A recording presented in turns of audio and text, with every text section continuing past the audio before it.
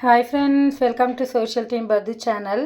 Sunday இன்றைக்கி நம்ம வீட்டில் என்ன லஞ்சுன்னு பார்க்கலாம் வாங்க. சிம்பிளாக அதே நேரத்தில் சூப்பரான லஞ்சு தாங்க. எப்பயுமே சண்டே மட்டும் பசங்க என்ன கேட்குறாங்களோ அதுதான் லஞ்சு நம்ம வீட்டில். இன்றைக்கி நம்ம வீட்டில் என்ன அப்படின்னு பார்த்தீங்கன்னா, நேற்று ரேஷன் பச்சரிசி வாங்கிட்டு வந்திருந்தேன். ரொம்ப நல்லா இருந்தது.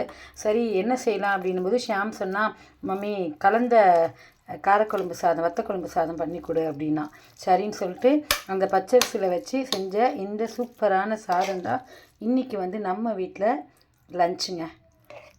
திறக்கும் போதே சரியான வாசனைங்க. பாகியலட்சுமியோடைய ஃபேவரெட்டு. பாகியலட்சுமி யாருன்னா, நம்ம சீரியல் பாகியலட்சுமி இல்லை, நம்ம வீட்டில் பாகி இருக்கால தனுஷ் அம்மா, அவளுக்கு ரொம்ப பிடிக்கும் இந்த வத்தக்குழம்பு சாதம். ஸோ இந்த வத்தக்குழம்பு சாதனுடைய ரெசிப்பியை நான் இங்கே வந்து கமெண்ட் பாக்ஸில் பின் பண்ணுறேன் பாருங்கள். ஒயிட் ரைஸு, அதுக்கப்புறம் பார்த்தீங்கன்னா கத்திரிக்காய் முருங்கைக்காய் பொரியல். இல்லைன்னா இதுக்கு சம்மந்தமே இல்லாமல் வச்சுருக்கேன் அப்படின்னு கேட்குறீங்களா?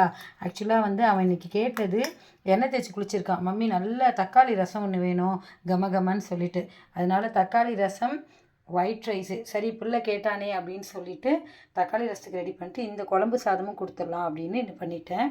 தக்காளி ரசத்துக்கு ரெடி பண்ணி வச்சுருக்கேன் ஃப்ரெண்ட்ஸ். தக்காளி இது பாருங்கள், நாட்டு தக்காளி. நான் வந்து ஒரு 3 பேருக்கு தான் செய்கிறேன், அதனால் ஒரு 5 தக்காளி போட்டிருக்கேன். அதுக்கப்புறம் மிளகு, சீரகம், அதுக்கப்புறம் பார்த்திங்கன்னா பெருங்காயம் 2 இதுவாக வச்சுருக்கேன். ஒன்று வந்து வறுக்கிறதுக்கு, இன்னொன்று வந்து தாளிக்கிறதுக்கு. ஒன்று வந்து அப்படியே போட்டு கரைக்கிறதுக்கு, இன்னொன்று வந்து தாளிக்கிறதுக்கு. கொஞ்சம் வெல்லம் எடுத்து வச்சுருக்கேன். அப்புறம் கொத்தமல்லி வந்து தண்டாக இருந்ததுன்னா நறுக்கி வச்சுக்கோங்க, இந்த ரசத்துக்கு சூப்பராக இருக்கும். அதுக்கப்புறம் பார்த்திங்கன்னா கருவேப்பிலை, பச்சை மிளகா, பூண்டு. அப்போது நம்ம வந்து தக்காளி ரசத்துக்கு இதெல்லாம் போகிறோம். புளி வேணும்னா போட்டுக்கோங்க, தக்காளி இருக்கிறதுனால புளி தேவையில்லை. இதான் நம்ம வீட்டில். நான் ரசம் வச்சுட்டு உங்களுக்கு அந்த ரசத்தையும் ரெசிபி காமிக்கிறேன் ஃப்ரெண்ட்ஸ். பாய்.